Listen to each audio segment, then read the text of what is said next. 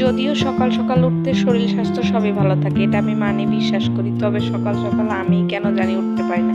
আর সকালে উঠে বললে আমার এত খারাপ লাগে যে কি বলবো, রান্না কাজ করতে খুব একদমই ভালো লাগে না।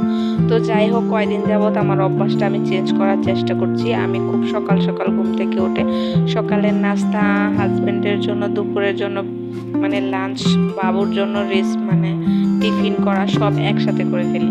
মানে যেহেতু আমার আর পরে কোনো কাজ থাকে না, সেজন্য আমি সকাল সকাল একদম সব কমপ্লিট করে ফেলি।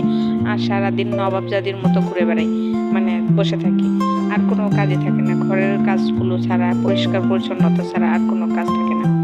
তো যাই হোক, আজকে সকাল সকাল ঘুম থেকে উঠে পড়েছি, আমার সব রেসিপি করা শেষ। তবে আমার রেসিপিটা মানে যেহেতু আমি শুটকি ভর্তা দিয়ে গরম ভাত খেতে পছন্দ করি, সেজন্য আমি শুটকি ভর্তার জন্য আগে থেকে পেঁয়াজ এগুলো ভেজে রেখেছিলাম, শুকনো মরিচ আর শুটকিটা। তো এই রেসিপিটা আমার কাছে খুবই ভালো লাগে, আমি খেতে পছন্দ করি। এটা কাঁচা পেঁয়াজ রসুন দিয়ে করলেও ভালো লাগে, আবার ভেজে করলেও ভালো লাগে, যে যেভাবে খেতে পছন্দ করে। তো আমি এভাবে খেতে পছন্দ করি। তো দেখতেও ভালো লাগছে। এখন খাওয়ার পালা। আর খাওয়ার আগে সবাইকে শুভ সকাল। সবাই ভালো থাকবেন, সুস্থ থাকবেন। Thank you.